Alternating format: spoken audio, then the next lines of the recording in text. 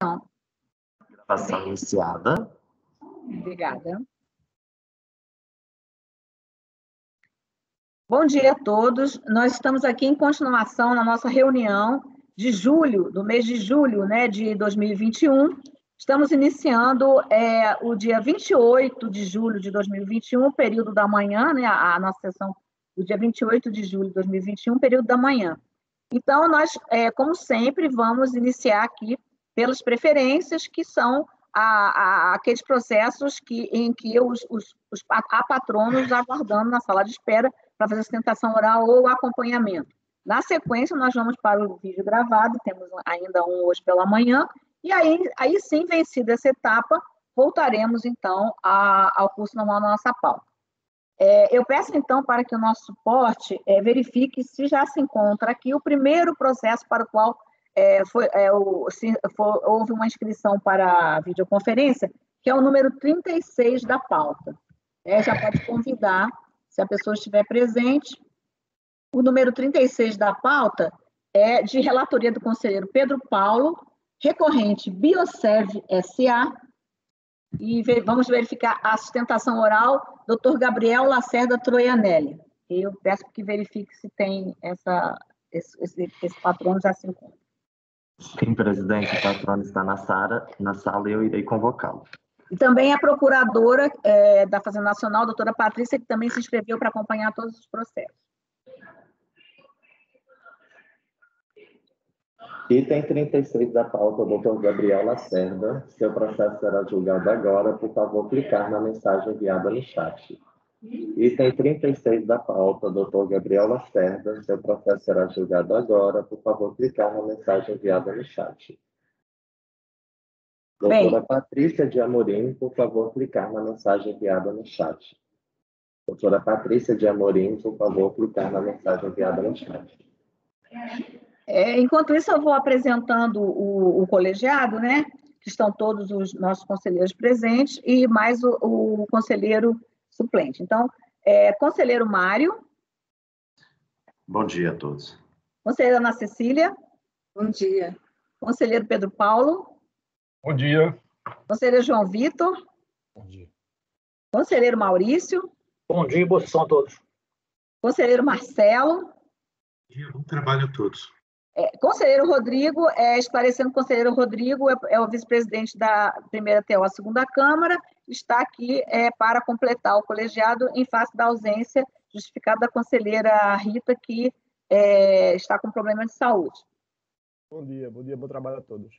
Eu, conselheira Maria Helena, que vou presidir os julgamentos. Então, vamos aguardar a entrada dos patronos, né, dos representantes do contribuinte da Fazenda, para iniciarmos esse julgamento do número 36. E ele é, efetivamente, o primeiro da pauta. O primeiro de hoje, do dia 28. Alô? Vocês estão ouvindo? Ouvindo estamos, mas não estamos vendo, doutor Gabriel. Mas já aparece a bolinha ali que o senhor entrou na sala. Mas eu acho que é só abrir o vídeo, né, talvez. Eu não sei, eu não estou conseguindo abrir o vídeo, por algum motivo. Apertar, ativar câmera e não vai.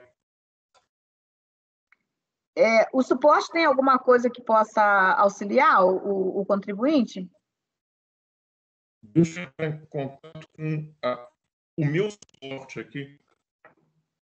Não, eu estou perguntando ao suporte nosso aqui. A câmera dele está aparecendo na sala de espera. Eu sugiro, então, que ele saia da sala de espera e fique somente na sala de julgamento. Obrigada. É o nosso suporte aqui, viu, doutor Gabriel, que está dando essa instrução. Mas como é que eu faço para sair da sala de espera? Poderia orientar? Como é que é? Você sabe, consegue orientar, Fabimar? Na sala de julgamento. Não.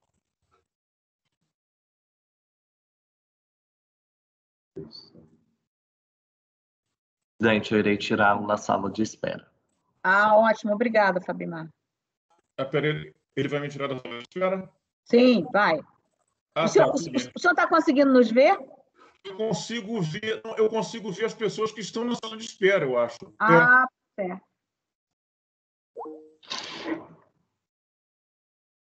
É isso, né? Porque na informática aí, né, a gente pode ter um dom da Sinto que o patrão ubiquidade. Você pode estar liga em e dois desliga lugares ao novamente mesmo a tempo. câmera, que talvez ela reativa. Rodrigo, estão sugerindo que eu desligue e ligue a câmera. Não sei o que fazer. Tá. Qualquer dia desse, a gente vai estar num peraí. negócio desse, vai chegar a mensagem assim, você está morto. Agora sim. Agora foi? Bom, o senhor está aparecendo. O senhor está nos vendo? Não, eu não consigo ver. Eu consigo ver pessoas na sala de espera. Eu consigo ver 3 pessoas. Nós estamos vendo a sua imagem, que está, inclusive, bem assim, não está com boa qualidade. Né? Bom, acho que eu não vejo problema em continuar assim mesmo. Acho que... Pois não. Então, podemos, se o senhor não tem problema, para nós estamos lhe vendo, estamos ouvindo. Tá bom. A imagem não está 100% como está a imagem dos demais aqui participantes, mas a gente consegue ouvir e consegue vê-lo. Tá bom. Tá. Então, obrigada. É só para esclarecer, viu, doutor Gabriel, que nós estamos com o nosso colegiado completo e, em face da ausência da conselheira Rita, que está enferma, nós temos aqui a presença do conselheiro Rodrigo Monteiro Amorim, que é o vice-presidente da primeira até a segunda Câmara, em substituição à conselheira Rita. Fora isso, o colegiado é o colegiado de sempre aqui. Bem, vão então o processo de número 36 da pauta, relatoria do conselheiro Pedro Paulo, Biosev S.A., o recorrente, e então vamos fazer, o relator vai fazer o relatório, o senhor consegue ouvir, né? Consigo. Não é isso? Sim. E aí depois, então, só vai ter os 15 minutos para a sustentação oral. Certo. Vou ao relatório, então, presidente. Então, Pois não. trata-se de recurso especial do contribuinte, né, Biosev S.A. O recurso, originalmente, propunha a discussão de 5 matérias, mas só teve seguimento em relação a 4 delas, que são multa isolada, falta de recolhimento do IRF, multa de ofício qualificada, exigência de juros isolados e exigência de juros de mora sobre multa de ofício. Em suas razões recursais, quantas matérias, né, que tiveram seguimento, caso, primeiramente, quanto à multa isolada pela falta de retenção, o contribuinte aduz que a multa prevista no artigo 9º da Lei 10.426 não poderia ser exigida após o prazo fixado para que o beneficiário dos rendimentos apresentasse a declaração. O referido dispositivo remete ao artigo 44.1 da Lei 9.430, que é multa que somente pode ser exigida juntamente com o imposto, que após esse prazo o imposto somente pode ser exigido do beneficiário e não mais da fonte pagadora, e se não mais é exigido o imposto, também não é devida a multa. Sobre a segunda matéria, qualificação da multa, sustenta a contribuinte em síntese que a fiscalização impôs a qualificação da multa valendo-se de palavras como simulação, sonegação, conduta fraudulenta e dolo, quando a suposta intenção da recorrente de pagar menos impostos, sem, contudo, descrever uma única ação da recorrente que pudesse realmente tipificar algumas dessas condutas. Todos os fatos em que se pautou a fiscalização estão devidamente registrados na contabilidade, na documentação relativa ao plano de previdência privada. A outra matéria, exigência de juros isolados, argumenta a recorrente em síntese, afirmando que o artigo 61 da Lei 9.430 limita-se à hipótese de recolhimento em atraso por iniciativa do próprio sujeito passivo, que não se dá nos casos de não recolhimento do IRF pela fonte pagadora, quando esta não mais está obrigada a fazer o recolhimento, se pudesse. Quanto à última matéria, juros sobre multa, diz a recorrente que, ao referir-se a débitos para com a União decorrentes de tributos e contribuições, a Lei 9.430 somente pode estar aludindo a débitos lançados, pois esta pois estar se referir à multa de mora, que afirmar que a palavra débito, constante do caput do artigo 61, inclui principal e a multa de ofício, ter-se-ia que admitir que a multa de ofício, quando paga no vencimento, sofreria também a incidência da multa de mora, e não seria razoável interpretar-se a norma face ao disposto do parágrafo 3º, sem atender o que determina o caput. A Fazenda Nacional apresentou contrarrazões, nas quais propugna pela manutenção do recorrido com base em síntese nos seus próprios fundamentos. A Fazenda Nacional também interpôs recurso especial que não teve seguimento. É o relatório, presidente. Obrigada. Podemos, então, passar para a sustentação oral, viu, doutor Gabriel? Sim. Bom dia, senhora presidente, senhores conselheiros. Um desses temas, a questão do juros sobre multa, evidentemente ficou superado, por isso eu não vou tratar.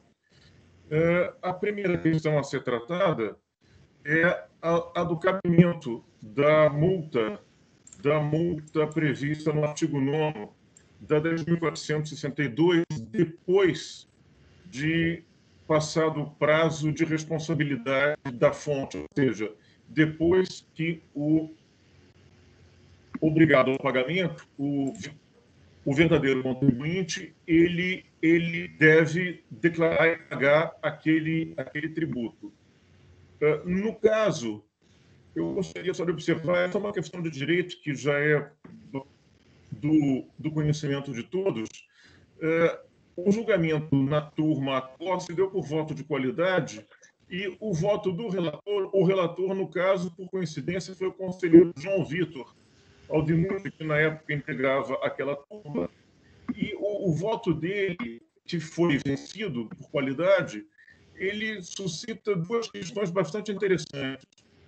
A primeira é já a questão tradicional, aquele argumento tradicional de que, cessada a obrigação da fonte relativamente ao principal, também cessaria a obrigação da fonte em relação à multa, até porque, tendo a pessoa que recebeu, tendo o beneficiário daquele rendimento, a obrigação de pagar o tributo, não só o tributo, como também a multa, a se manter a responsabilidade da fonte pelo pagamento da multa, haveria a possibilidade de uma dupla cobrança por parte da fiscalização em relação à mesma multa. A cobrança do beneficiário, que, a partir do momento em que entrega a declaração, passa a ser obrigado por aquele pagamento, e também a cobrança da fonte, que foi o que se deu no caso concreto.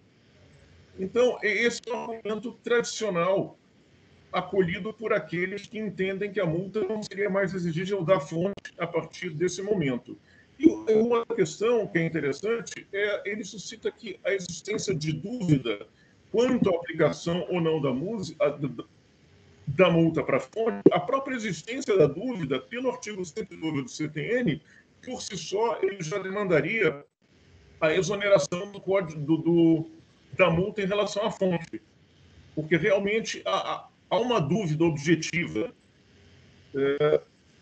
Até nessa Câmara Superior já houve decisões, duas decisões antigas, é certo, mas já houve duas decisões dizendo que a multa não se aplicaria nesse caso.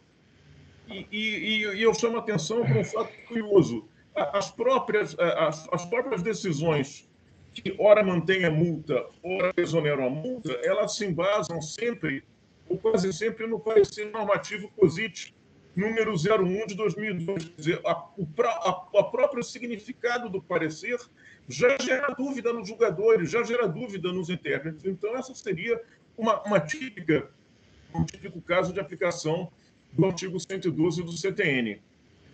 Outro ponto que eu gostaria de tratar, na hipótese da multa ser mantida, é a questão da qualificação da multa. Ao contrário de vários processos que tratam também de planos de previdência complementar, eu cito aqueles casos do Bradesco, já sustentei vários perante essa Câmara Superior perante as turmas do CARF, em nenhum daqueles casos do Bradesco se lançou com multa qualificada. Sempre lançar a multa normal, porque a fiscalização diz, olha, a divergência de interpretação, você acha que essa previdência é sua previdência, eu acho que para efeitos tributários não é, multa de 75%. Nesse caso, que pegou tanto a Bioserv quanto a Luiz Dreyfus, empresa do mesmo grupo, a fiscalização ela entendeu, com base naquela tese de que haveria a intenção de pagar salário com uma roupagem de previdência, ela qualificou a multa. Foi na minha opinião, é um entendimento bastante fora da curva. E a peculiaridade desse caso é muito curiosa, porque, nesse caso, muito embora tudo tenha sido pago a título de previdência complementar, com base num plano aprovado pela SUSEP e tudo, o contador da empresa e do grupo em geral, em alguns lançamentos, colocou como, por engano, colocou como bônus a pagar. E, com base nisso, a fiscalização entendeu, é bônus. Só que, seguindo a lógica da fiscalização, há duas possibilidades. Ou aquilo não é bônus, é previdência, então deveria ter sido exonerado todo o lançamento, ou então, se aquilo é bônus, o fato daquilo estar declarado na contabilidade da empresa como bônus jamais poderia significar uma tentativa do fiscalizado de omitir aquilo. Pelo contrário, seria até uma confissão, e só porque estava como bônus na fiscalização é que foi efetuado o lançamento, foi imposto esse auto de infração. E no memorial que eu distribuí, eu cito até um caso, um julgamento do próprio processo reflexo desse, que esse é sobre imposto de renda na fonte no de contribuições previdenciárias. A primeira turma da terceira Câmara, por unanimidade de votos, e o conselheiro relator foi o conselheiro Kleber Fernandes, houve por bem desqualificar a multa, que ele diz justamente isso. Observa-se que, com a fiscalização no item tal, pode-se, então, verificar, através dos lançamentos contábeis, que os valores foram contabilizados pela própria empresa como bônus a pagar, tal. E aí ele conclui, o conselheiro Kleber Posto, verifica-se que a própria fiscalização afirma que os pagamentos efetuados por meio de previdência foram contabilizados pela empresa conforme previsto, conforme item 14, 28 e 19, e, portanto, não houve ocultação do fato gerador. Quer dizer, se a própria empresa ela qualificou, embora equivocadamente, aquilo como bônus a pagar, a fiscalização não pode dizer que houve uma tentativa de ocultar o fato gerador. Seria quase risível, é uma contradição em termos. E há outros processos, eu cito também um outro acórdão da Luiz Dreyfus Commodity, que é uma empresa do mesmo grupo, mesmo ano, e, lamentavelmente, o mesmo contador que cometeu esse erro, em que também foi desqualificada a multa já pela autoridade de primeira instância, já pela DRJ. Em relação aos juros isolados, o raciocínio seria basicamente o mesmo da multa isolada, e é basicamente isso, e por essas razões a recorrente espera que seja provido o seu especial, seja para exonerar completamente a multa, seja para desqualificá-la. Muito obrigado, presidente. Obrigada, doutor Gabriel. Podemos, então, passar ao voto? Querem discutir? Essa matéria é uma matéria já conhecida, acho também na turma ordinária, né, doutor Rodrigo, conselheiro Rodrigo? Então, mas se quiserem discutir, senão já poderemos passar ao voto. Se quiserem discutir ou fazer alguma pergunta, então, por favor, conselheiro Pedro Paulo. Eu vou ao voto, presidente. Então, o recurso foi interposto tempestivamente, e quanto às matérias, multa isolada pela falta de retenção, exigência de juros isolados e exigência de juros sobre multa de ofício,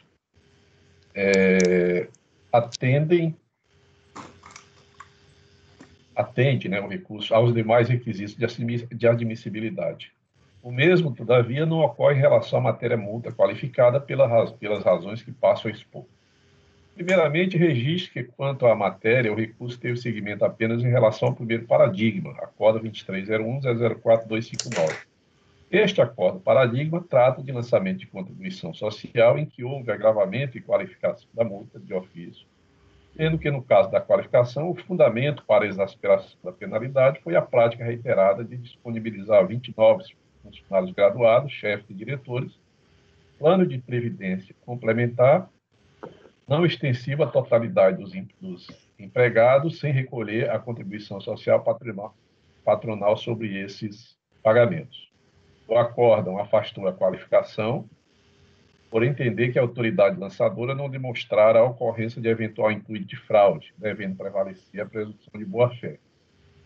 Aí eu cito o trecho do voto, que diz assim, o trecho da ementa e do voto. A ementa, multa gravada e qualificada. Cotejando as peças frias dos autos, se verifica que a recorrente procurou municiar a fiscalização com os documentos exigidos, razão pela qual não há imposição de multa gravada. No mesmo diapasão, verifica nos autos que a fiscalização não conseguiu demonstrar com percussiência o ânimos fraudante da recorrente. A fraude não pode ser presumida, mas comprovada, e nos autos toda a ação fiscal não foi capaz de assim demonstrar, bem como que a recorrente figurou como contribuinte relutante em apresentar os documentos exigidos. E o voto diz assim: mas, para aplicar a multa acima, é necessário que a autoridade lançadora comprove nos autos, com percussiência, a intenção sonegadora do contribuinte ou do evidente intuito de fraude para impor sanções qualificadas e ou agravadas. Esta Corte tem o entendimento de que há presunção de boa-fé e de inocência dos contribuintes, o julgamento de casos em que a fiscalização impõe sanções qualificadas. Vejamos, eu paro por aqui. Já no caso do recorrido, trata-se de lançamento por falta de retenção de imposto de renda na fonte, que a autoridade lançadora imputou a contribuinte a prática de simulação, que foi acatada pelo recorrido com firas. Aspas. Eu estou transcrevendo o voto, o acordo recorrido. Em primeiro lugar, é incontroverso que a recorrente contabilizou tais valores como bônus a pagar, conforme demonstrativo da contabilização apresentado no transcorrer da fiscalização. Tem razão a recorrente quando afirma que a natureza da verba não decorre de sua contabilização, mas do seu regime jurídico. Essa é uma decorrência natural do princípio da legalidade. Contudo, a contabilização é um indício do real tratamento que a própria parte dava à verba, acreditada em favor daquele grupo de beneficiários. Em segundo lugar, é igualmente incontroverso que a recorrente não informou os valores dos aportes em folha de pagamento, em GFIPs. De acordo com o artigo 32, 4, parágrafo 9 da Lei 8.212 e 255.4 do Decreto 3.048, a empresa é obrigada a informar em GFIP todas as verbas pagas aos segurados, ainda que não ocorram os fatos geradores de contribuição previdenciária. A existência de declaração em folha de pagamento em GFIP indica que a recorrente pretendia, a inexistência, né, implica que a recorrente pretendia ocultar informações da fiscalização, o que milita em seu desfavor. Em terceiro lugar, e muito mais relevante, é incontroversa a existência de resgates em exagerada frequência, vários deles realizados quase em seguida ao aporte. Mas ainda o termo de verificação fiscal historia vários resgates totais.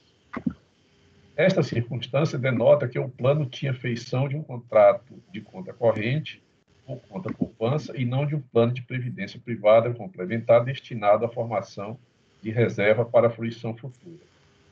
Concorda-se com a afirmação da recorrente de que o resgate é um direito do participante, além de estar previsto no regulamento e no contrato, mas as circunstâncias e as peculiaridades do caso concreto, no qual ocorreram excessivos resgates, muitos deles realizados pouco tempo após o aporte, demonstram, salvo melhor juízo, a realidade dos fatos. Utilização do plano de previdência privada para pagamento de remuneração contabilmente intitulada de bônus. Lembre-se ainda a existência de resgates totais, sendo assim, e a despeito do bem fundamentado recurso, entende que as provas produzidas pela fiscalização demonstram a procedência da autuação. acrescentes, outrossim, que os valores não eram creditados de forma eventual, não se cogitando, portanto, os efeitos previstos no item 7 da linha E do parágrafo 9 do artigo 28 da Lei 8.900. Logo, tais valores eram destinados a reproduzir o trabalho prestado por esse grupo diferenciado de trabalhadores. Constituíam-se, assim, em rendimentos do trabalho assalariado, os quais deveriam ter sido submetidos à retenção do imposto de renda na fonte atribuído ao artigo tal do regulamento do imposto de renda. Lembre-se que, nos termos da CLT, são nulos de pleno direito os atos praticados com o objetivo de desvirtuar, impedir ou fraudar a aplicação dos preceitos legais, mormente daqueles relacionados ao trabalho assalariado. Nesse contexto, os valores pagos a título de previdência privada tinham, na verdade, a natureza real de rendimentos do trabalho assalariado, não se constituindo, no caso em concreto, em contribuição vertidas a programa de previdência complementar. E, por fim, com destaque, entende-se presente, pois, a existência de simulação de negócio jurídico, o qual, na realidade, tinha destinação diversa do negócio de previdência. Portanto, no caso, aí digo eu, né? Portanto, no caso do recorrido, o colegiado reconheceu a prática de simulação como devidamente fundamentada, enquanto no paradigma, os fundamentos da qualificação, o fundamento da qualificação foi a prática reiterada. Portanto, não há similitude fática entre os julgados. Mas, ainda que assim não fosse, cada uma das decisões fundamentou-se na análise dos elementos de provas carreados a cada um dos autos, não sendo possível, nessas condições, estabelecer um paralelo entre uma e outra decisão, de modo a aferir eventual divergência de entendimento. Um paradigma apto a demonstrar divergência seria aquele em que, analisando situações fáticas análogas, os colegiados dariam soluções distintas. Mas não é esse o caso. Aqui, o mais certo é se afirmar que as decisões distintas decorreram das circunstâncias fáticas específicas de cada caso e não de eventual divergência de teses. Portanto, quanto à matéria de qualificação da multa de ofício, penso que não restou demonstrada divergência. Quer julgar logo a conhecimento, presidente? Sim, então o conselheiro relator está conhecendo parcialmente do recurso apenas quanto à multa por falta de retenção na fonte, juros isolados e juros sobre multa. É isso, né? Conselheiro Pedro Paulo, deixando-se conhecer da qualificação da multa. Exatamente, presidente. Obrigado. Certo. Então, posso tomar os votos já? Conselheiro Mário. Presidente, é mais uma, em relação, né, especificamente à qualificação da multa, é mais uma situação dentre várias outras que a gente já analisou aqui, em que você tem a aplicação da qualificadora no paradigma por razões absolutamente diversas daquela do recorrido. Portanto, não há parâmetro de comparação mesmo, e eu estou acompanhando o conselheiro Pedro Paulo pelo conhecimento parcial. Conselheira Ana Cecília. Nesse caso também, por ausência de similitude, eu vou acompanhar o relator, né, porque realmente nesse caso não dá para identificar a divergência jurisprudencial. Conselheiro João Vitor. Acompanho. Conselheiro Maurício. Acompanho, presidente. Conselheiro Marcelo. Desculpe. Acompanho, sim. Acompanho. Desculpe. Conselheiro Rodrigo. Acompanho o relator, presidente. Eu também acompanho o relator. Então, inicialmente, no número 36, por unanimidade de votos, conhecer parcialmente do recurso, apenas quanto à multa por falta de retenção na fonte, juros isolados e juros sobre multa. Aí sim, agora, no mérito, na parte conhecida, vamos então passar ao julgamento das três matérias. Então, quanto ao mérito relativamente à matéria multa isolada pela falta de retenção do imposto de renda, a questão já foi enfrentada por esse colegiado em diversas oportunidades. Cito como exemplos os acordos tais, eu não vou dizer, tendo-se decidido em todos eles pela incidência da multa isolada. De fato, após o encerramento do período de apuração, a fonte pagadora fica dispensada do recolhimento do imposto que deixou de reter, passando tal responsabilidade para o beneficiário dos rendimentos. Mas isso não faz cessar a responsabilidade pelo descumprimento da norma que obrigava a retenção e recolhimento do imposto.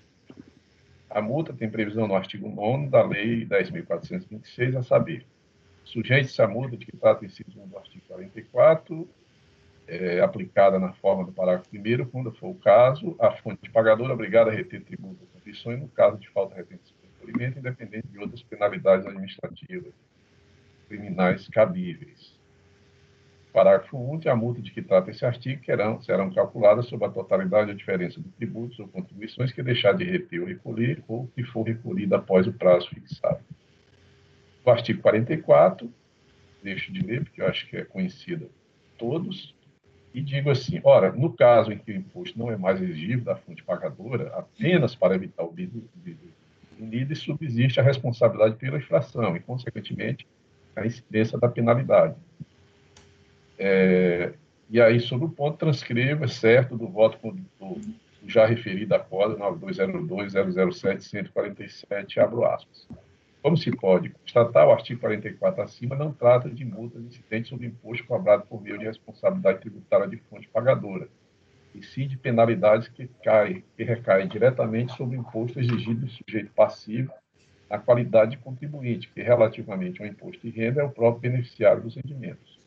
Nesse passo, nenhuma das modalidades de exigência aplicadas no parágrafo 1º se amolda à exigência estabelecida no artigo 9º,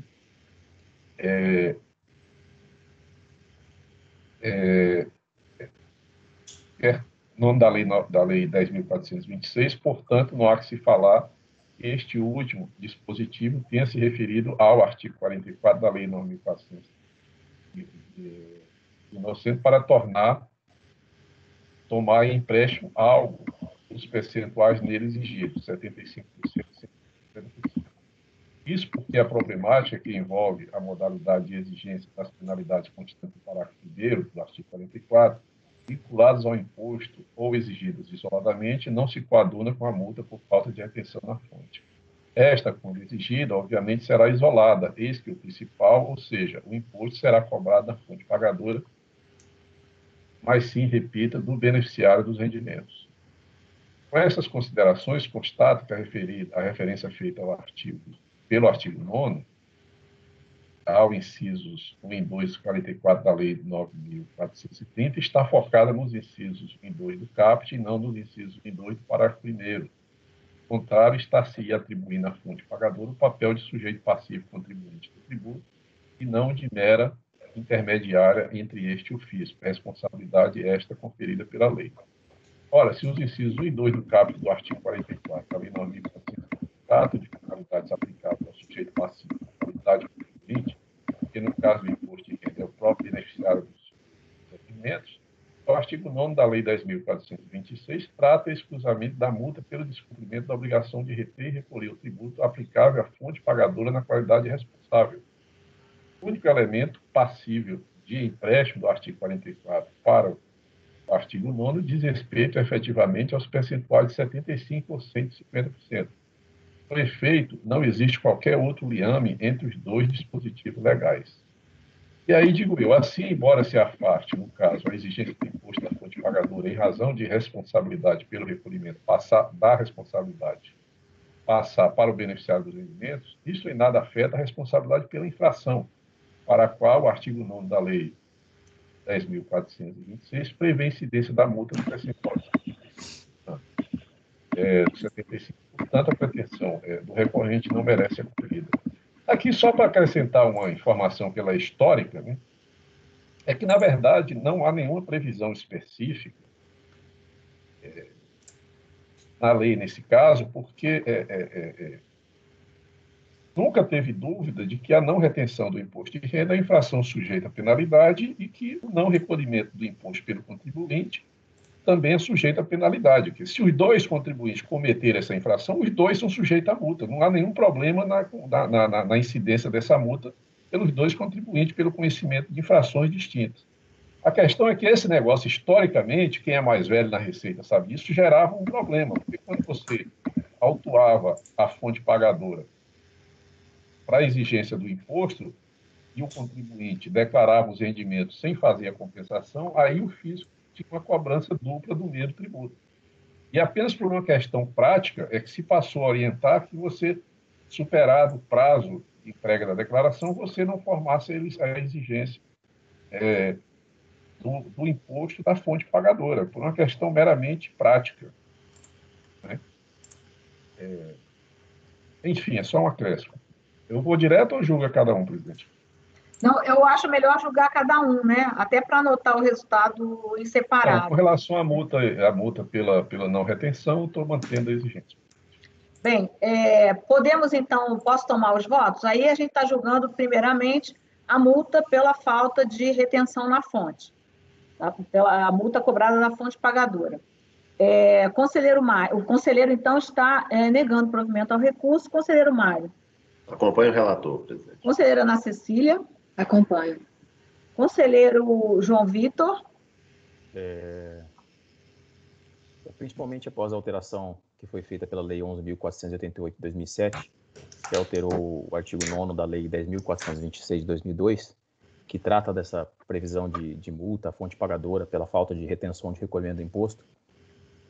Houve uma alteração aí que me parece até um pouco substancial, no sentido de que antes se previa os incisos 1º e 2º, o inciso 2º que trata da multa isolada, para, em seguida, então, a partir de 2007, haver a previsão apenas da multa de que trata o inciso 1º do artigo 44 da Lei 9.430, que não é multa isolada. Então, vou pedir licença para divergir do ilustre relator e continuar me mantendo fiel ao voto do qual fui relator lá na turma ordinária, como bem colocado pelo advogado na sustentação oral, no sentido de que, principalmente, após essa alteração, não existe previsão de multa isolada, seria só a multa de ofício, e como já se encerrou o prazo para entrega da declaração e é cabível a multa de ofício ao beneficiário dos rendimentos, ou seja, ao contribuinte efetivo, eu entendo descabida a aplicação da multa aqui contra a fonte pagadora, então eu vou divergir para dar provimento ao recurso neste ponto.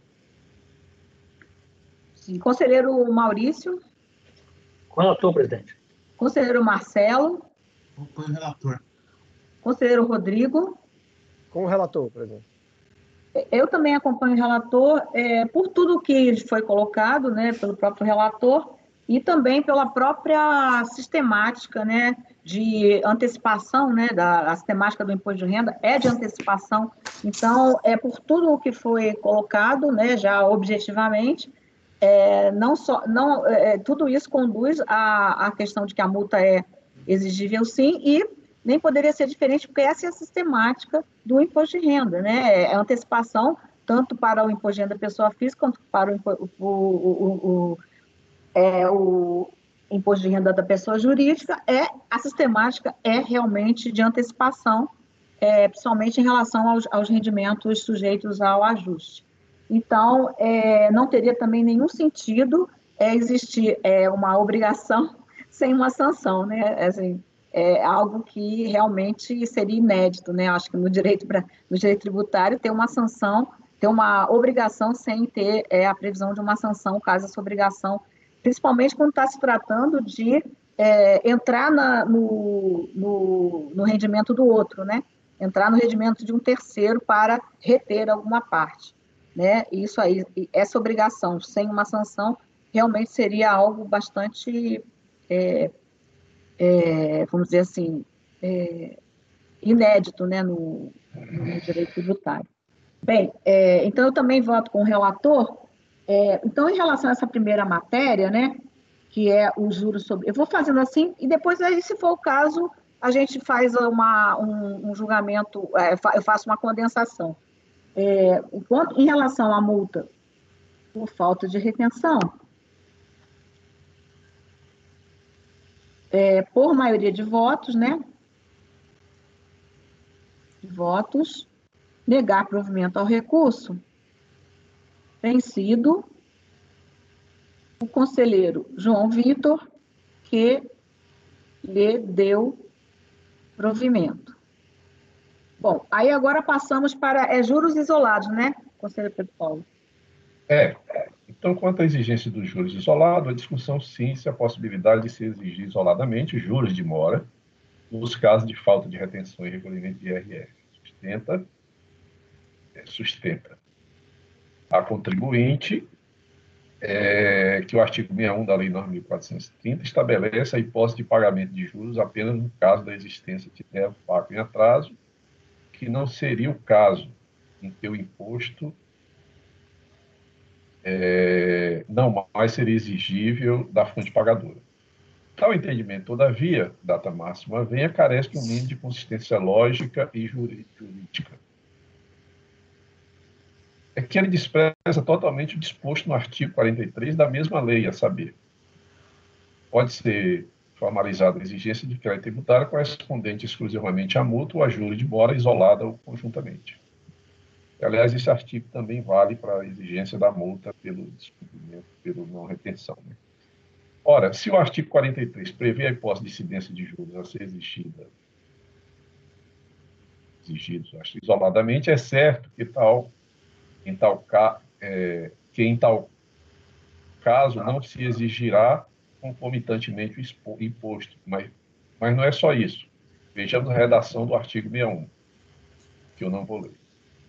Talvez tenha impressionado a contribuinte a referência feita no caput do artigo a tributos não pagos nos prazos previstos, inferindo daí que a única possibilidade de incidência dos juros seria caso de pagamento em atraso. Ora, se a fonte pagadora não reteve e não recolheu o imposto, trata-se de situação em que houve falta de pagamento, exatamente como referido no dispositivo.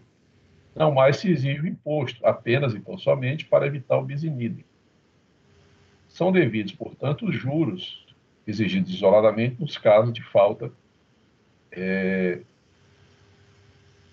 de retenção e recolhimento do imposto pela fonte pagadora. Essa é uma questão antiga, já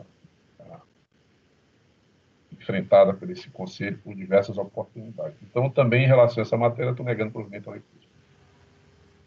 Posso tomar os votos? Então, nós estamos falando aí já de juros isolados, o conselheiro está negando o provimento, conselheiro relator, conselheiro Mário.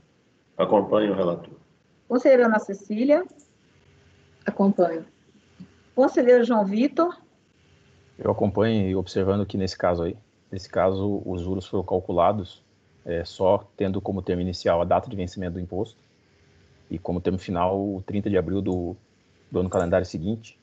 Ou seja, o juros de mora não foi calculado em todo o período, mas só no período em que a responsabilidade era efetivamente da fonte. A partir do momento em que ocorreu o prazo para a entrega da declaração pelo beneficiário, o imposto, os juros, melhor dizendo, se foram exigidos do próprio beneficiário. Então, foi só nesse interstício. Então, eu acompanho o relator. Conselheiro Maurício. Com o relator, presidente. Conselheiro Marcelo. Acompanho o relator. Conselheiro Rodrigo. Também acompanho o relator, presidente. Eu também acompanho o relator, muito bem observado pelo conselheiro João Vitor, né, que foi exatamente o período em que o recurso não ficou fora, né, vamos dizer assim, do cofre público, e aí, então, a partir dali já seria uma obrigação do próprio beneficiário do rendimento. Foi muito bem colocada essa questão. Então, em relação aos juros isolados, eu também acompanho o relator, por unanimidade de votos, negar-lhe provimento, negar provimento. Agora, então, vamos para os juros sobre multa, não é? Quanto aos juros sobre multa, presidente, sem mais delongas, aplique-se a súmula 108. Certo. Conselheiro Mário. Acompanho o relator. Conselheira Ana Cecília. Com o relator. Conselheiro Pedro Paulo. Comigo. Desculpe. Estava demorando, hein? Estava demorando. Essa coisa automática da súmula, não. Conselheiro, desculpa, conselheiro João Vitor. Só para reafirmar, né, Pedro Paulo? Só para reafirmar, se de lá para cá você mudou de posição. Conselheiro João Vitor, desculpa. Acompanho o relator. Conselheiro Maurício. Acompanho, presidente. Conselheiro Marcelo. Acompanho. Conselheiro Rodrigo. Acompanho o relator. Eu também acompanho. Então, por unanimidade de votos em relação ao juros sobre multa, negar provimento. Então, eu vou, em relação assim, ficou, então, vou proclamar, ver se vocês concordam, por unanimidade de votos, conhecer parcialmente do recurso, apenas quanto a multa ou falta de retenção na fonte, juros isolados e juros sobre multa. E, no mérito, na parte conhecida, né, que são essas três matérias, eu vou colocar assim, por maioria de votos, negar-lhe provimento. Vejam se fica correto assim. Vencido o conselheiro João Vitor, né? que lhe deu provimento parcial, né, para excluir, né, a exigência da multa isolada. Está correto, assim? Isso. Ficou bom? Que aí a gente não fica colocando cada um deles, né, a multa isolada. É isso? Isso. Então, certo. Então, foi proclamado o resultado, então, agradeço aí Presidente, eu queria fazer declaração de voto, aproveitar que eu fui. Perfeito. Perfeito, conselheiro João Vitor. Então, vamos anotar aí, o conselheiro João Vitor manifestou a intenção de apresentar declaração de voto, certo? Obrigado. Aí você pode já passar direto, até se já tiver, você pode até já, porque às vezes as pessoas até já têm, né? Sim. Mas se não, passar para o relator. Bom, eu agradeço então aí a participação do patrono e, infelizmente, o senhor não pôde nos ver, né? Mas é muito bom poder ver os patronos que estão sempre, né, que a gente já conhece, do CARF antigo, não só os que a gente não conhece, porque tem vindo muita sustentação de escritórios, assim, que antes, talvez pela facilidade, né, do meio virtual, mas é uma inclusão, isso é uma coisa boa, é uma inclusão. Mas, assim, a gente tem patronos que já tem anos que a gente conhece aqui do CARF, e é muito bom vê-lo bem, né? Cada vez que aparece alguém, a gente não é pouca coisa em plena pandemia, né? Então, eu fiquei muito feliz de vê-lo bem aqui, fazendo sustentação oral. Certo. Obrigada. Então, eu peço já que o senhor promova já os procedimentos de saída da sala. A gente precisa que já entre o próximo para fazer a sustentação oral. Vamos... Agora, então, nós temos aqui, esse foi o número 36, né? Temos, então, aqui o 39, não é isso? Que é um acompanhamento, certo? Eu até fui lembrada hoje disso cedo, porque eu não tinha feito isso colocado isso nas minhas anotações. Então, eu peço, por favor, para o nosso suporte, verificar se o número 39, o patrono, o Dr. Bruno Gimbinski Curvelo, já se encontra na sala, para que adentre aí a nossa sessão, porque isso é um retorno de vista, né? O número 39 da pauta, recorrente, Roberto Abraham Bibas. Então, houve um pedido de vista. Presidente, o patrono está na sala de espera. Farei a convocação, aproveitando a oportunidade para informar que nós vamos iniciar a transmissão ao vivo agora, tá? Certo. Presidente, o 38 também não tem... O 38 tem vídeo gravado. A sistemática... Gravado, fica para depois. Não, tá bom. Não, é porque, Pedro Paulo, a preferência quem tem sustentação. Tudo bem. Agora, quem tem vídeo gravado não está na sala de espera esperando. É isso que... Ok, faz sentido. Tá bom. Por isso que eu dou preferência na ordem para os que estão esperando, né? E depois, então, a gente vai por último nesse vídeo gravado. Ele tem preferência também, mas não tem uma pessoa esperando, né, no tempo físico. Esse negócio, Pedro Paulo, a sessão virtual, ela relativiza tempo e espaço, né? Então, aqui a gente vai ter a presença do contribuinte, mas ele não vai estar esperando em algum momento, né? É nesse sentido, tá bom? Todo mundo concorda com esse critério? Nós sempre usamos aqui esse critério. Bom, presidente, esse arquivo, que é esse processo item 39, eu salvei, ele é do mês passado, né? Ele é de junho, e eu salvei na parte desse mês, mas lá, na hora que eu copio e colo, está zerando o arquivo. Na hora que abre, o arquivo aparece em branco. Então, eu vou pedir para entrar no arquivo de junho. De junho, perfeito. Não tem problema, Ana Cília. Bem, então nós vamos agora, estamos já convocando aqui o patrono 39, de relatoria da conselheira Ana Cecília, Roberto Abraham Bibas, aí houve vista para o conselheiro Mário, convertido em vista coletiva. A relatora votou por conhecer do recurso e, no mérito, por dar-lhe provimento. Não, nesse ponto do pedido de vista, ninguém mais se manifestou quanto ao conhecimento ou ao mérito. Olá, bom dia, doutor Bruno. Está nos ouvindo, nos vendo? Olá, bom dia, doutora Maria Helena. Ouço e vejo muito bem. Ótimo. E bom ver também que o senhor está bem, já estava aqui no mês passado, né? Então, nós hoje estamos com o nosso colegiado completo, porém, temos aqui a presença de um suplente, doutor Rodrigo Amorim, o conselheiro Rodrigo Amorim, que é o vice-presidente da primeira até a segunda Câmara, que está aqui em substituição à conselheira Rita, que teve um problema de saúde, certo? Então, o senhor, na sessão passada, o senhor fez tentação oral, não foi? E, assim, eu deixo ao seu...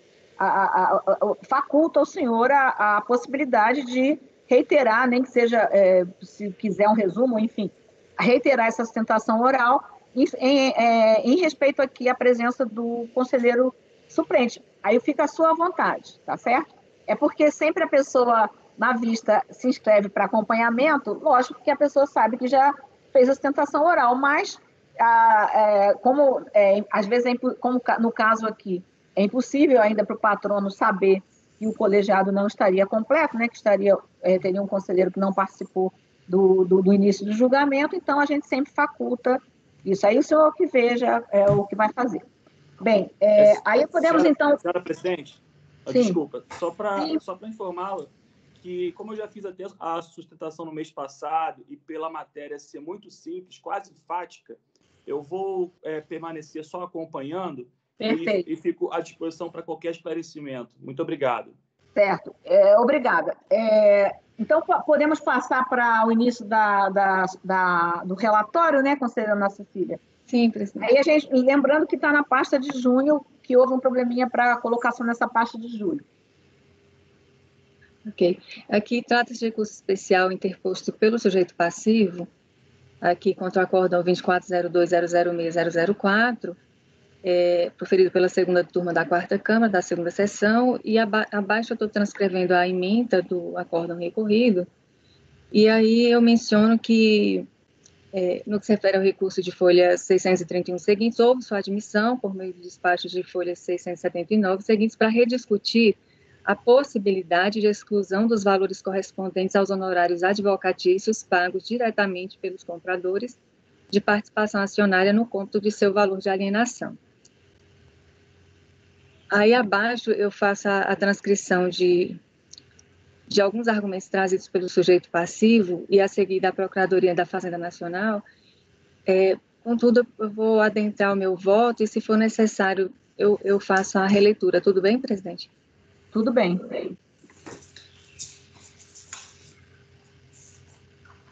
Passar para o voto. Estou conhecendo do recurso, pois se encontra tempestivo e presente os demais pressupostos de admissibilidade. Só um pouquinho, conselheira Ana Cecília, só pergunto para o conselheiro Rodrigo se você vai passar para o voto, não é isso? Isso, eu não vou fazer a leitura dos argumentos do contribuinte da Fazenda, até porque no voto eu vou tratar. Sim. Aí tudo bem, conselheiro Rodrigo? Tá. Tudo bem. Tá certo. Bem. Não é matéria também desconhecida, né? Então não há problema. Porque realmente a situação ela gira em torno de um ponto, de uma questão fática única, assim, e é bem... eu vou aqui fazer uma breve leitura do que constou do relato do termo de verificação fiscal, dos fatos apurados no procedimento fiscal. Em 2011, foi celebrado o contrato de compra e venda, do qual constava como um dos alienantes o contribuinte, sujeito do presente procedimento fiscal, na qualidade de um dos acionistas titulares da Clínica Médico-Cirúrgica Botafogo S.A., Hospital Samaritano, e como adquirente, Empresa de Serviços Hospitalares S.A. O contrato de compra e venda tinha por objeto a integralidade das ações do capital social da Clínica Médico-Cirúrgica Botafogo, que o contribuinte detinha à época. O contribuinte informou como custo de aquisição para as ações alienadas o valor de R$ 2.276.326,69, segundo informa, tal valor representa o custo das ações constantes da declaração de 2010, acrescido de capitalização de lucros de 2010. Tal valor corresponde também aproximadamente à quantidade de ações possuídas pelo contribuinte à época da alienação, multiplicada pelo valor de cada ação, considerados o valor do capital social da clínica e a quantidade de ações que compõem, de acordo com a ata da Assembleia Geral Ordinária e Extraordinária realizada em 28 de 4 de 2010, como demonstrado a seguir. Aí aqui são colocados os valores. Do custo de aquisição apurado pela fiscalização. Tal valor, portanto, R$ 492.479,20, bastante superior àquele apurado segundo os ditames do inciso 1º do artigo 126 do RIF, é aquele a ser considerado como custo de aquisição das ações e foi o valor considerado para o cálculo deste auto de infração. Valor da alienação. Como demonstrado, à época da celebração do contrato de alienação, o contribuinte era proprietário de 1.445.335 ações. O valor estabelecido no contrato celebrado para a venda era de 10,11 por ação, totalizando 14 milhões e alguma coisa. O contribuinte considerou como valor da alienação os 14.797.000, que corresponde aos 14.625.000 do valor das ações acrescidos de 171, que corresponderiam os honorários advocatícios, que aqui é o ponto-chave da controvérsia, é a inclusão desses honorários. Ainda, de acordo com o contrato, o valor da venda seria recebido em 7 parcelas, e aqui vem trazendo umas considerações aqui no termo de procedimento. Da apuração procedida pelo contribuinte. Aí eu vou passar as considerações adiante, que aqui eu faço a transcrição do termo de verificação, vou colocando como foi que ocorreu a alienação, e vou chegar para a conclusão.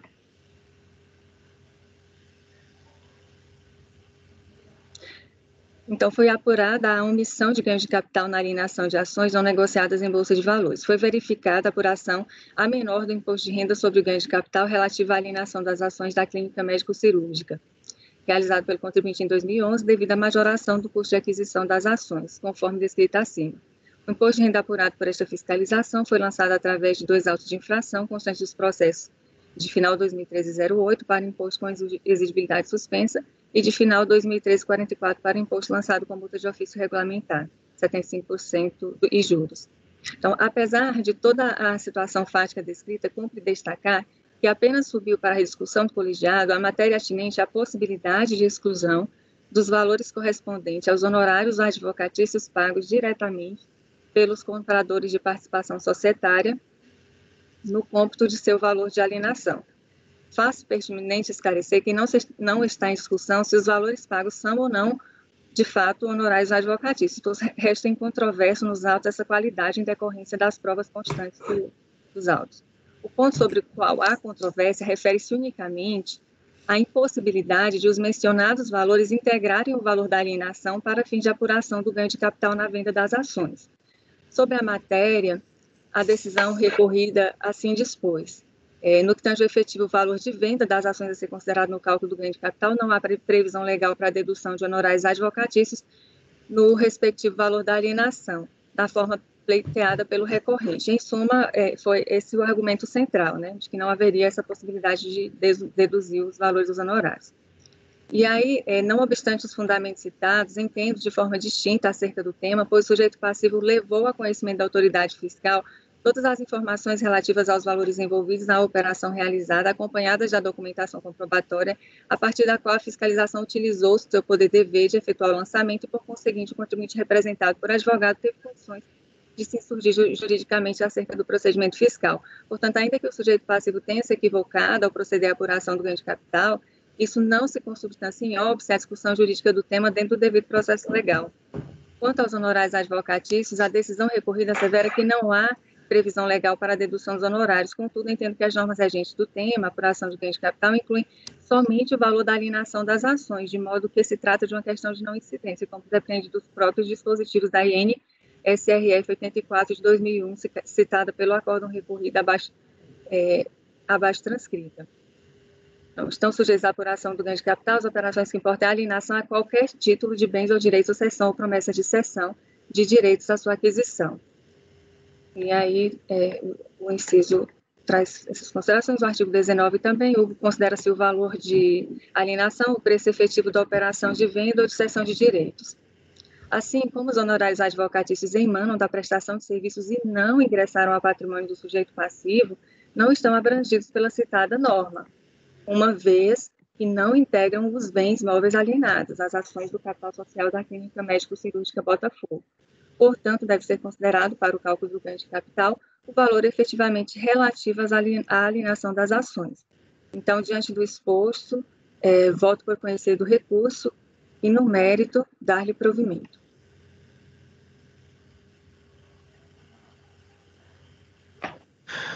Está sem volume, presidente. Obrigada. Podemos, então, querem fazer uma pergunta, discutir, ou podemos já passar a tomada de votos? Bem, nós já tínhamos discutido, né, um pouco na sessão passada, foi quando houve pedido de vista. Então, vou passar para o conselheiro Mário, que foi o revisor e também seria mesmo o primeiro a votar. Conselheiro Mário. Bem, presidente e demais conselheiros, o que nós temos aqui, eu pedi vista para ver em que circunstâncias tinha ocorrido esse pagamento de honorários advocatícios. Para mim, essa é uma operação, fazendo uma comparação muito simples com uma operação imobiliária, em que você tem, sei lá, serviço de corretagem, como aqui também tem. E o que acontece? Nessas operações imobiliárias, você paga um determinado valor pelo bem imóvel, no caso, e em diversas circunstâncias, o comprador, ele passa o valor líquido desse imóvel para você e algumas despesas que você pode ter com um corretor, com outro, às vezes se convenciona de o comprador passar diretamente a terceiros. Eu não vejo, sinceramente, como desvincular esse valor do valor efetivo de venda do bem. Para mim é exatamente isso aqui que ocorreu. O comprador dessas ações, ele adquiriu essas ações por um determinado valor, ele atribuiu um valor específico para o comprador das ações e depois pagou despesa por fora, assim, diretamente para terceiros, despesa com corretagem, imagino eu, e despesa com advogado. Para mim, tudo isso compõe o preço, o custo de aquisição dessa ação, o custo de venda dessa ação. Portanto, a princípio, o imposto deveria incidir sobre o custo total. Mas como existe a hipótese, a possibilidade de se excluir desse custo total o valor de corretagem, esse valor, obviamente, ele pode ser excluído. Agora, no mesmo sentido do que entendeu o colegiado recorrido, eu acho que não existe previsão legal para que se exclua desse preço valor pago efetivamente com advogados. Enfim, então, a princípio, né, eu entendo que está correto o julgado recorrido, que salvo engano, é um recurso do contribuinte. E assim, presidente, eu vou abrir a divergência para que se inclua lá no ganho de capital, na base de cálculo da apuração de ganho de capital, esse valor despendido com advogado. Certo. Conselheiro Pedro Paulo. Não, estou de pleno acordo com a análise do conselheiro Mário. A alienação do imóvel, o valor de alienação é o valor total. O que a lei admite, que é o exemplo aí do caso de corretagem, é que você pode deduzir despesas, né? Eu e muitos de nós aí já fez operações que você vende um imóvel, tá certo? E você utiliza o serviço de um corretor na apuração do ganho de capital, né? Da diferença entre o valor de alienação e o custo de aquisição, eu posso deduzir a despesa com corretagem, porque tem previsão legal, né?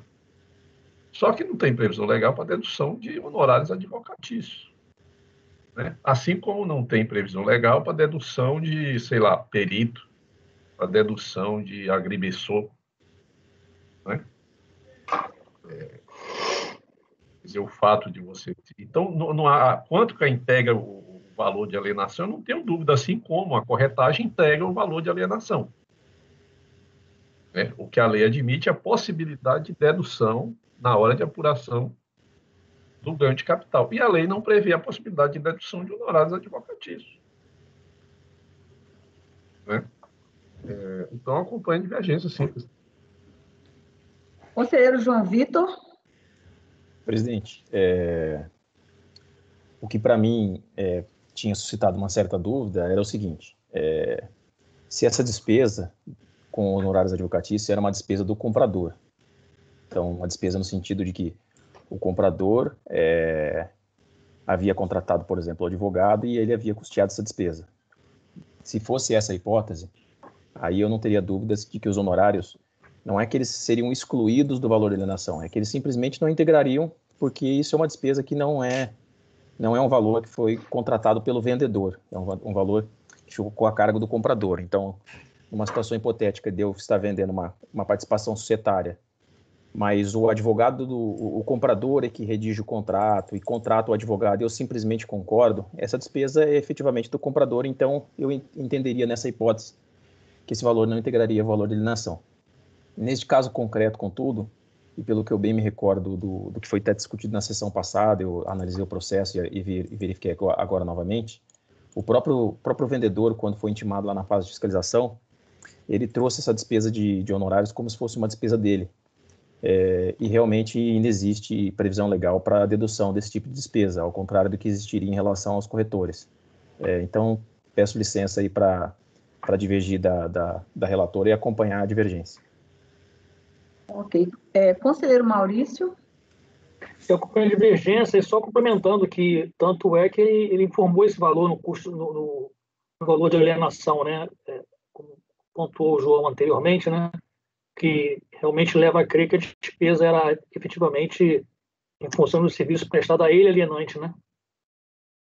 Presidente, só acrescentar uma coisa assim, que às vezes eu falo assim da gente ter uma série, eu não estou dizendo que não temos responsabilidade, não é isso, é só a gente ter uma certa atenção no alcance, no sentido das nossas decisões, porque eu já tenho um tempo de vida, eu já fiz algumas operações de comprar e de vender imóveis, e é muito comum, quase sempre, né, as pessoas se assessoram com advogados, tá certo? Para redigir contrato, tá certo? E nunca na vida se cogitou, pelo menos eu não tenho conhecimento nesse tempo do CARF, de se deduzir essa despesa ou de se incluir no custo se incluir no valor de alienação. Então, quer dizer, se a gente, num processo desse aqui, abrisse aí essa picada, essa trincheira, você estaria abrindo um precedente, mudando praticamente toda a prática e toda a legislação, né, em relação a isso. Então, assim, eu sempre digo que eu acho que o CARF não tem que ser vanguarda em termos de jurisprudência. A gente é um órgão de julgamento administrativo, a gente não tem que estar abrindo picada. Aliás, porque quem abre picada é que geralmente leva o primeiro tiro. Né? Quem vai na frente, assim, abrindo picada, trincheira, é quem leva o primeiro tiro. Então, acho que só para fazer uma observação que encerro por aqui. Obrigado. Conselheiro Marcelo. Presidente, eu acompanho a relatora, tem os mesmos fundamentos do paradigma, que na época é de minha relatoria, eu entendo da mesma forma que ela, por isso eu estou acompanhando. Conselheiro Rodrigo. Presidente, eu também vou acompanhar a relatora. Como bem mencionou o Marcelo, eu também participei de um julgamento similar no paradigma, e a gente teve esse debate na turma. E, na época, eu entendi, conforme a relatora estava orientando o voto, né, mas muito bem ponderadas as razões da divergência. Enfim, como costumamos dizer lá na turma, né, a gente pode até evoluir, mas, por hora, eu vou manter o entendimento junto com a relatora, acompanho a relatora. Bem, eu acompanho a divergência e, assim, com todas as vênias, eu não consigo ver essa decisão como uma decisão contrária à lei. Assim, desculpe, respeito o posicionamento, mas isso é uma questão, como bem pontuou o relator, e, enfim, não é algo que a lei autorize, né? Então, a lei autoriza especificamente a questão da corretagem, né? Mas não realmente essa despesa com advogado. Então, com todas as vênias, eu acho que aqui a questão do julgamento administrativo, ele tem que estar o tempo inteiro com esse balizamento, né? Entendo eu. Bem, sim, ao contrário do julgamento do judiciário, que se pode até, em algum momento, afastar a lei, né? Mas aqui, realmente, isso não poderia acontecer. Bem, então, por unanimidade, em relação ao número 39 da pauta, por unanimidade de votos, conhecer do recurso e, no mérito, negar-lhe provimento, no mérito, por maioria de votos, negar-lhe provimento. Vencidos os conselheiros Ana Cecília, relatora, Marcelo e Rodrigo, né? Rodrigo, que lhe deram provimento. Eu tenho que designar, então, aqui, para alguém fazer o voto vencedor. Eu posso designar Pedro Paulo ou... Por mim, tudo bem, presidente. Posso designar você, Pedro Paulo? Pode. Posso? Tá. Aí eu pergunto se alguém quer fazer o voto. Poderia ser qualquer um. Só estou, assim, preocupada com o quantitativo dos processos para o mês que vem. Mas todo mundo está com bastante coisa, né, também. Então tá, designado para redigir o voto vencedor o conselheiro Pedro Paulo. Bem, eu agradeço a presença do doutor Bruno, aí peço então que nós aqui na sequência, né, já sigamos aqui. Obrigado, presidente. Obrigada. Bom dia, senhoras e senhores. Até logo. Bom dia, tchau. Número 39, agora vamos então para o 42. Né, o 42, que é a última sustentação oral, depois a gente tem o vídeo gravado, que é o... Não é isso? Deixa eu confirmar aqui. Aqui nas minhas contas tem um 49 também. 49. Hein? Tem um 49, presidente. O próximo, né? Da sustentação. Agora é o 42, como a senhora disse, depois tem o 49. O 49, exatamente. E ainda depois o 38, que é o vídeo gravado. Nós temos o 42 e o 49 de sustentação oral, não é isso? Bom, vamos então verificar se já está presente o patrono do número 42 da pauta, não é isso? É isso? 42. 42 da pauta. Eu já vou dizer aqui o nome do patrono, só um minutinho. 42 da pauta, de relatoria do conselheiro Marcelo Milton, recorrente Teolina Strebe Fração, eu acho. E também a Fazenda Nacional, recurso das duas partes, vai ter uma videoconferência, o doutor Vinícius Lunardi Nader. Eu peço, então, que convocação, presidente. Patrono está na sala. Obrigada.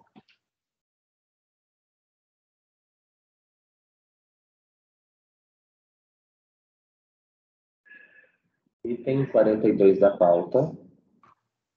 Doutor Vinícius, seu processo será julgado agora. Por favor, clicar na mensagem enviada no chat. Item 42 da pauta, doutor Vinícius, seu processo será julgado agora. Por favor, clicar na mensagem enviada no chat.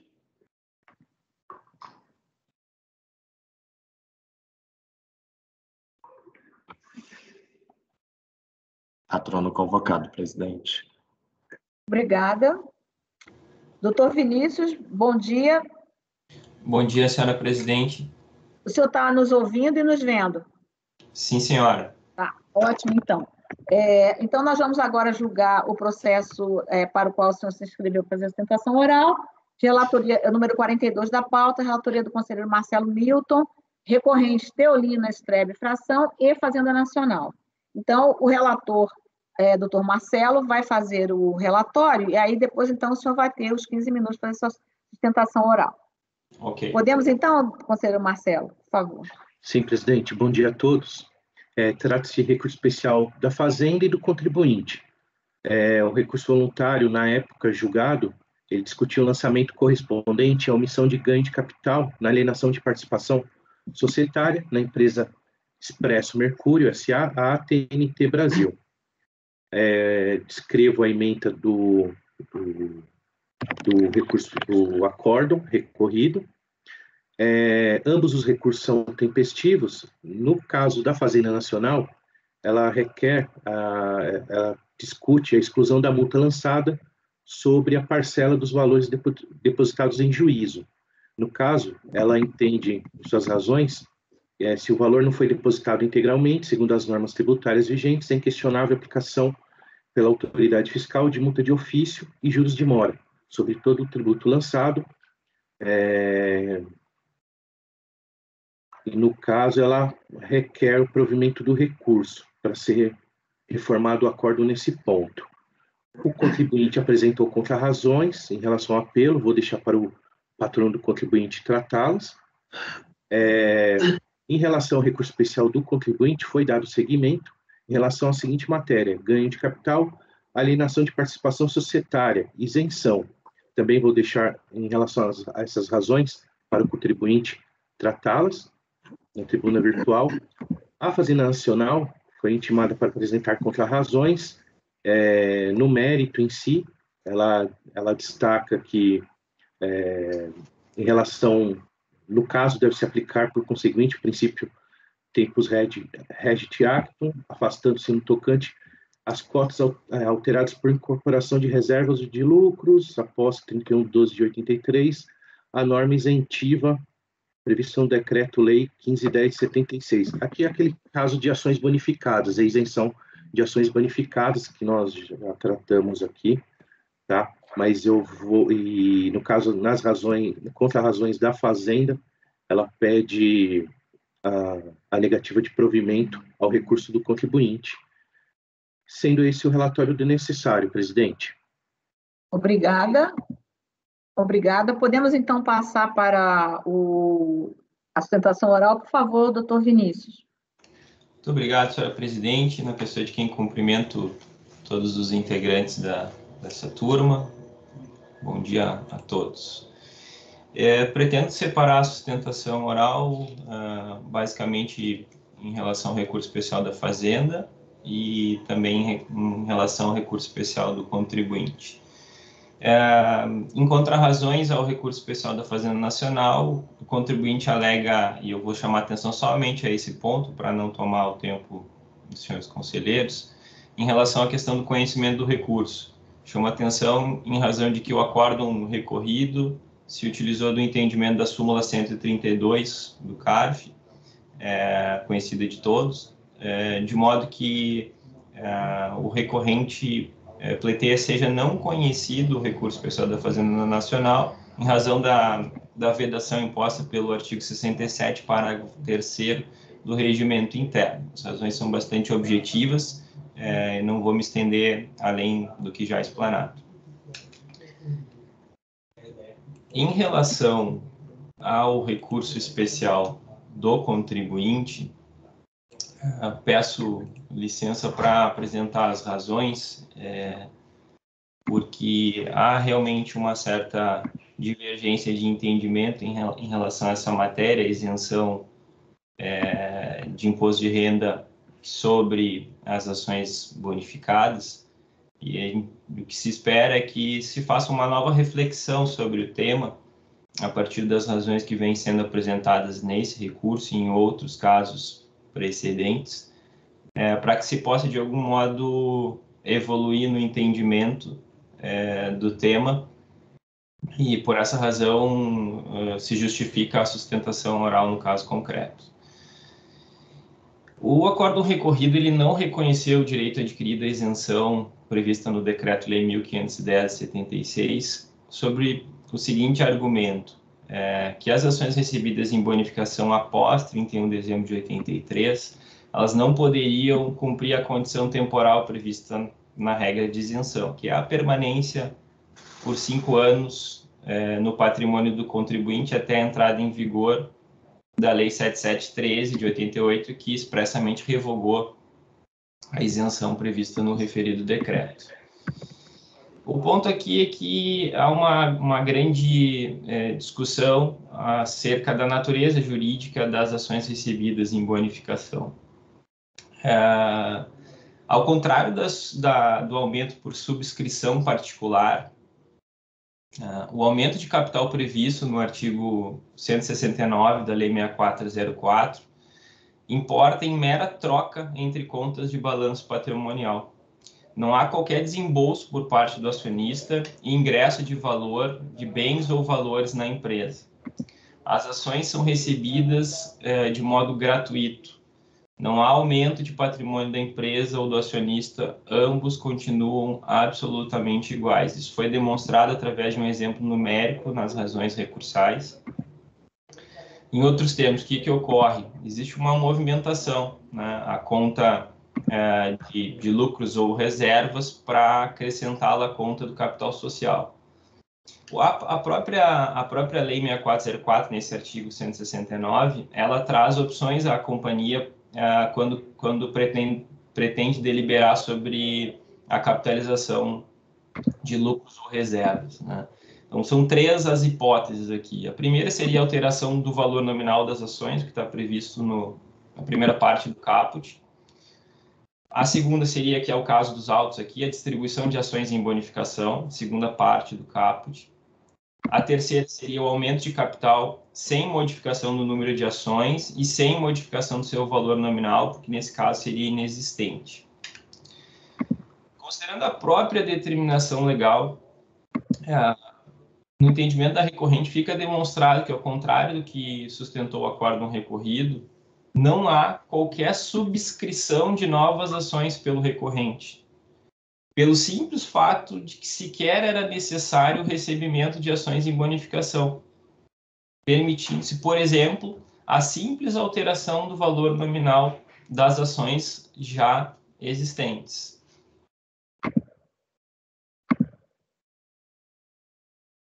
Então, o que se pergunta nesse caso específico, qual é a diferença entre alterar o valor nominal das ações ou distribuir ações em bonificação para fins de determinação do patrimônio correspondente àquela participação societária que foi alienada?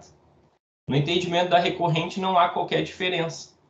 Isso porque as ações que o recorrente recebeu, igualmente, não representam transferência de patrimônio da companhia para o acionista. Pouco importa se o aumento do capital se deu pela alteração do valor nominal da ação ou por bonificação. Veja, senhores conselheiros, que a mesma consequência é alcançada se a capitalização ocorresse pela opção de alteração do valor nominal das ações, sem a distribuição de bonificações.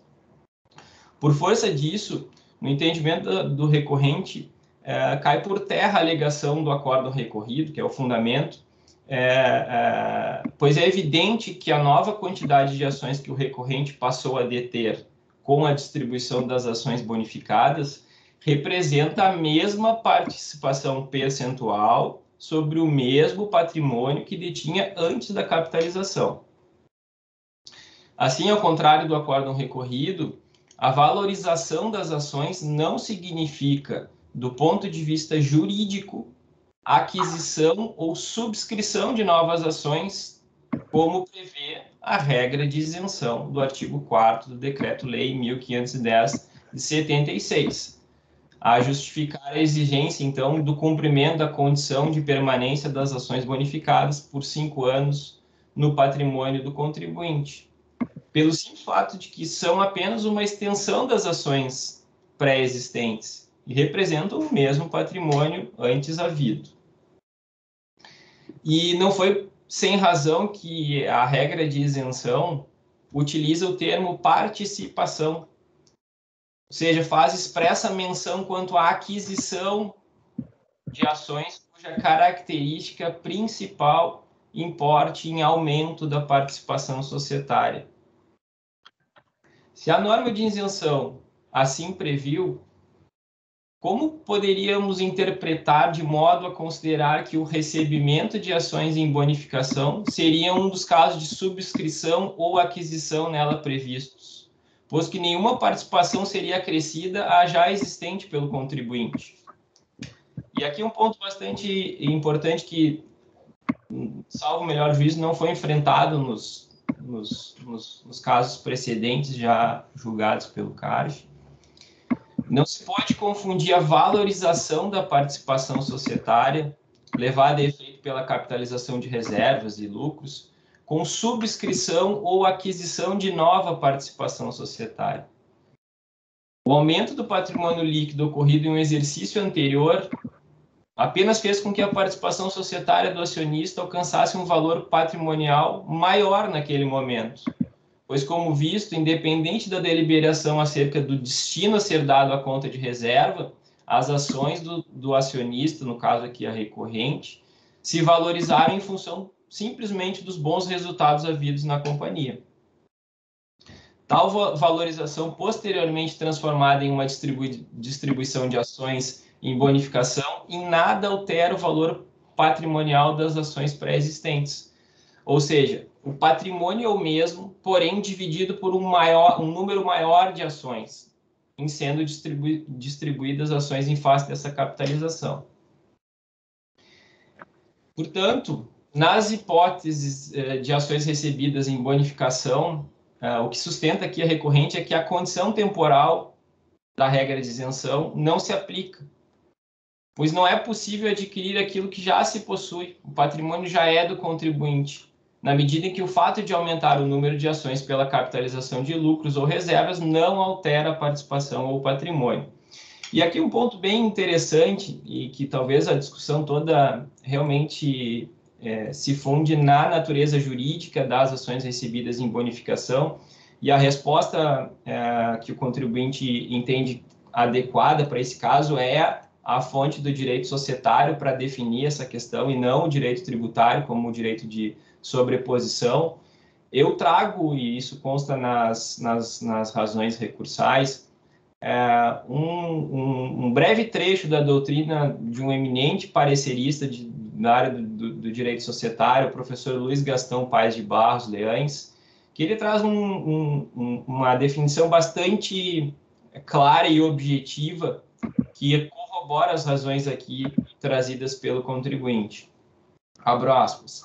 Em resumo, podemos dizer que o direito à distribuição gratuita de ações, em virtude da capitalização de reservas, tem por fim a conservação do valor relativo da cota de participação do acionista.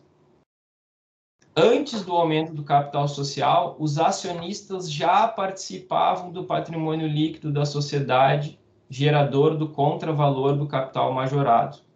Natural, assim, que os seus direitos devam ser preservados na proporção original, quando aqueles valores pré-existentes forem transportados para a conta de capital. Portanto, senhores conselheiros, o acórdão recorrido se mostra incorreto ao sustentar o entendimento de que a valorização das ações do recorrente, decorrente dos bons resultados na companhia, implicaria em aquisição de nova participação societária. Insisto, valorização não se confunde com aquisição de participação. O que a regra de isenção condiciona é a permanência da participação societária por 5 anos no patrimônio do contribuinte. Se a participação se valoriza, esse fato não deve ser levado em consideração para o efeito de contagem do referido prazo, pois a participação societária, termo utilizado pela própria regra de isenção, corroborado pela doutrina societária, permanece igual, ou seja, o mesmo percentual. Pensar de um modo diverso, no entendimento aqui do recorrente, implica permitir a tributação sobre mera valorização da participação societária, sob o pretexto de que ações recebidas em bonificação, decorrente da capitalização de reservas, seriam ações novas, sujeitas às mesmas condições das ações chamadas mães que lhes deram origem. Por fim, e encaminhando para a conclusão, há um outro aspecto importante a ser ressaltado, embora rechaçado pelo acórdão recorrido, que é a aplicação do parecer normativo CST número 68 de 77, que, em face de consultas à época apresentadas pelos contribuintes, de forma clara, solucionou essa controvérsia mediante a aplicação do artigo 5º do Decreto-Lei 1510/76, que disciplina a forma de apuração do ganho de capital mediante o rateio das ações recebidas em bonificação. Essa solução foi conferida pelos acordos indicados como paradigmas, cuja clareza do entendimento permite concluir que, para a aplicação da isenção, é obrigatória a observância do artigo 5º desse mesmo decreto, pois reconhecido o direito adquirido ao contribuinte independente do momento em que esse foi exercido, mesmo após a entrada em vigor da Lei 7713. senhores conselheiros, no caso dos autos, a única forma que o recorrente pôde exercer o seu direito adquirido à isenção foi mediante a utilização das regras de apuração do próprio decreto 1510 de 76 e nas orientações que o próprio fisco à época, portaria MF 454/77 e esse parecer já referido, disciplinavam a matéria. Em hipótese alguma, o contribuinte, quando apurou ganho de capital, poderia utilizar as regras da Lei 7713 como sustentado pelo acordo recorrido. Sobretudo porque naquele diploma legal sequer há previsão sobre a forma de rateio e distribuição das ações recebidas em bonificação. Não há dúvida que, para que se possa exercer o direito adquirido, que foi reconhecido a esse contribuinte em decisão judicial transitada em julgado, as normas que disciplinam a apuração do imposto devem obrigatoriamente ser aplicadas, mesmo que já revogadas. O estudo da evidência, como referi, trata-se de direito reconhecido por decisão judicial transitada em julgado. No entendimento do recorrente, não é possível dissociar o reconhecimento do direito à isenção do seu consequente exercício. Ou o direito é garantido na sua plenitude, ou não há direito, mas tão somente uma mera declaração judicial sem serventia alguma. Em outras palavras, senhores conselheiros, o contribuinte seguiu as orientações expressas da própria Receita Federal do Brasil, à época, promoveu o rateio, isso foi expressamente reconhecido pela fiscalização, mas não foi acolhido em razão de que houve a revogação do direito à isenção. E o que se defende aqui é que o contribuinte possa, ao apurar o ganho de capital isento, que se valha das mesmas regras de rateio para fins de apuração do ganho de capital, especialmente porque a Lei 7713 nada dispõe sobre o rateio. Portanto, senhores conselheiros, em conclusão, a recorrente reitera as razões apresentadas para que seja provido o recurso especial e que seja negado conhecimento, seja não conhecido o recurso especial da Fazenda Nacional ou, alternativamente, seja negado o provimento ao recurso da Fazenda Nacional. Muito obrigado pela atenção. Obrigada. Querem discutir? Tem alguma pergunta? Podemos, então, passar ao voto? Pois não, então, conselheiro Marcelo. Eu inicio com um recurso especial, a análise do recurso especial da Fazenda Nacional em relação ao conhecimento, em decorrência da preliminar de não conhecimento tratada pelo contribuinte no recurso e na tribuna virtual. O recurso especial da Fazenda é tempestivo, contudo, existe essa preliminar de não conhecimento. Alega, em síntese, a falta de cotejo analítico e similitude fática, e, além disso, o não conhecimento em decorrência da aplicação da súmula CARF 132, da forma do artigo 67, parágrafo 3º do RICARF, diante da aprovação dessa súmula de forma posterior à data da sua interposição.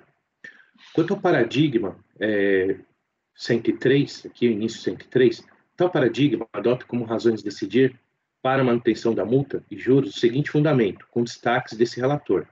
No caso, a propositura da ação judicial não ocorreu por iniciativa do sujeito passivo, de fato, ocorreu justamente o inverso. A Fazenda Nacional ajuizou ação rescisória contra a decisão judicial transitada em julgado favorável ao sujeito passivo. Só vou ler os destaques, tá? No que se refere à imputação da multa de ofício dos juros de mora, ressalta-se de plano que, ao contrário da argumentação de defesa, não é necessário o trânsito em julgado da decisão para que o tributo seja exigido. Na inexistência de qualquer das hipóteses do artigo 151 do CTN, não há suspensão de exigibilidade do débito, nem há que se falar em autuação para prevenir a decadência. Cabível a multa registrando que o artigo 17 da Lei 9779, de 99, aplica-se às situações em que o sujeito passivo efetua o recolhimento por iniciativa própria, nas condições ali estipuladas, inaplicáveis ao caso presente. Quanto à exigência dos juros de mora, são devidos em qualquer situação de tributos não pagos no prazo, nos termos do inciso 1 do artigo 84 da Lei 8981 de 95. A incidência desse consectário só é inibida pelo depósito do montante integral do débito, o que não foi o caso. Retornando ao voto, de início verificamos que não se trata da mesma situação fática, uma vez que no paradigma, o relator reconhece a inexistência de ação judicial por parte do contribuinte, ao contrário do quadro fático do acórdão recorrido, que reconhece a existência de ação judicial promovida pelo contribuinte antes da autuação e promovendo depósitos judiciais dentro do prazo previsto para o pagamento do imposto de renda. Eu destaco, o voto recorrido diz o seguinte, o voto vencedor do acórdão recorrido. Em síntese, por intermédio da ação de segurança, sob número tal, a contribuinte postulou a isenção do artigo 4º do Decreto-Lei 1510/76. Aí eu destaco, realizando o depósito em juízo dentro do prazo previsto para o pagamento do imposto de renda e antes do auto de infração. Retornando ao voto, inclusive a norma legal discutida pelo voto paradigma é diversa da norma utilizada como fundamento na decisão recorrida, na parte do voto condutor, que diz o seguinte: com base na legislação de regência, em especial a Lei 9703, de 98, que dispõe sobre os depósitos judiciais e extrajudiciais de impostos e contribuições federais, eu só vou ler os destaques. É dever assinalar que o depósito parcial do imposto de renda até a data de vencimento do tributo, como ora se cuida, também asseguraria sobre o valor depositado a não incidência dos juros de mora. Assim sendo, pressupõe-se se a devolução do depósito acrescido de juros na forma estabelecida pelo parágrafo 4º do artigo 39 da Lei 9.250, de 95, o que torna inviável a dispensa dos juros de mora sobre o crédito tributário não pago. Retornando ao voto, o fundamento do voto recorrido foi com base na Lei 9.703, de 98, ao contrário do paradigma, que tratava de exercício de 96 a 2000, utilizou a Lei 9799, de 99, para o caso ali discutido.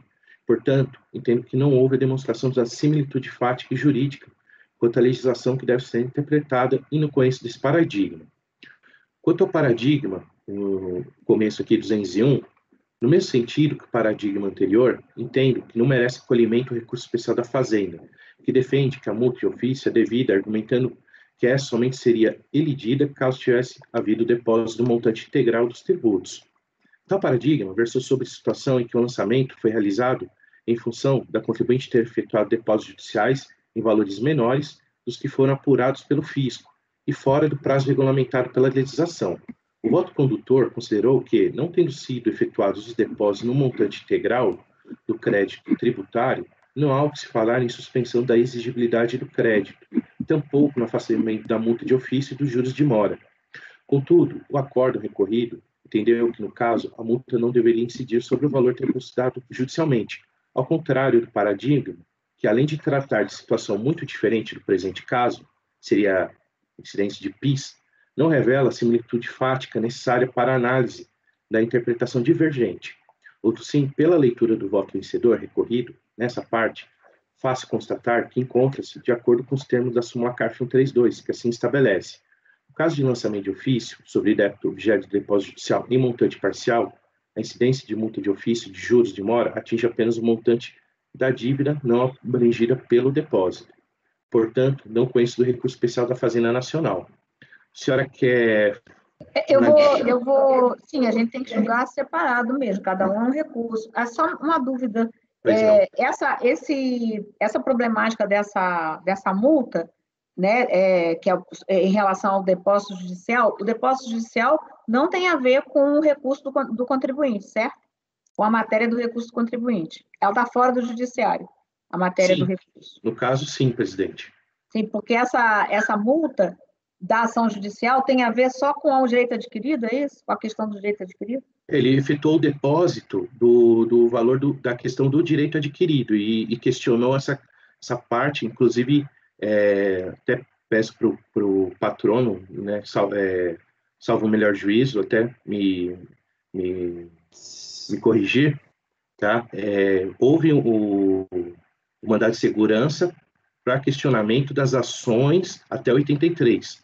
O que estamos discutindo aqui é só as ações bonificadas, né? A questão dos juros, da multa e juros sobre essas ações. Foi o que eu entendi também. É só para fazer um esclarecimento que eu sempre peço para fazer os recursos numa ordem lógica. E aí, claro, aqui a gente está tratando de uma multa e depois a gente vai tratar de uma questão de mérito, né? De uma questão principal.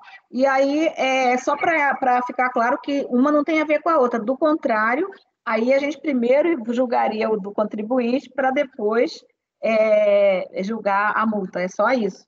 Nesse caso, eu entendo que não tem, que são independentes, porque esta multa tem a ver com a ação para prevenir decadência, eu acho, em relação à parte só do direito adquirido da primeira parte, e o que a gente está decidindo agora é outra coisa que não tem a ver com essa multa, só para ficar claro, porque eu sempre peço para mudar a ordem, né? Claro que o recurso primeiro sempre vai ser o da Fazenda, mas não necessariamente, é uma ordem cronológica, mas não lógica. Mas nesse caso, são matérias independentes mesmo, não vejo nenhum problema.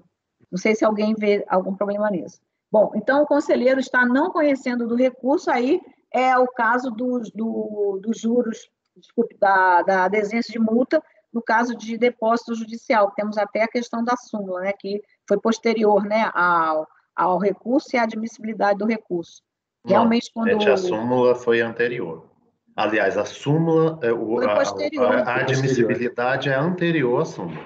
Isso. Sim, é o que eu falei, tanto o recurso quanto a admissibilidade são anteriores à súmula. A admissibilidade foi em 2019 e foi 22/7. E a súmula foi 3/9 de 2019. Porque isso, quando é depois, a gente aplica já o regimento que diz que se na admissibilidade tiver dado entendimento de súmula, mas ninguém pode dizer que deu entendimento de súmula se a súmula não existir. Então, por isso que a gente faz essa diferenciação, só para explicar que até o patrono pediu não conhecimento, mas assim, o relator está encaminhando por não conhecer, mas não por causa disso. Por quê? Porque a gente verifica sempre a admissibilidade como uma questão preliminar. Então, se foi correta a admissibilidade no momento que ela foi feita, não há por que aqui a gente não conhecer. Se a gente fosse o caso, conheceria e aplicaria a súmula.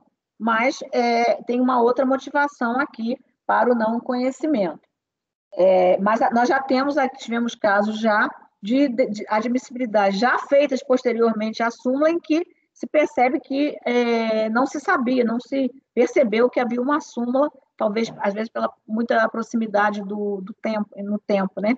Que, às vezes, um despacho feito logo depois da aprovação da súmula. Bem, feitos esses esclarecimentos, posso tomar os votos? Então, o conselheiro não está conhecendo por esse outro motivo, pela questão da similitude, né? Da ausência de similitude ainda, porque não estamos aplicando de plano o não conhecimento pela a adoção de entendimento de súmula. Conselheiro Mário. Presidente, aqui assim, só para fazer uma consideração, aqui para mim no item 17, aí o conselheiro Marcelo pode até me corrigir se eu estiver errado, mas parece que há aqui uma referência à súmula, como se o acórdão tivesse aplicado o entendimento de súmula e que, por isso,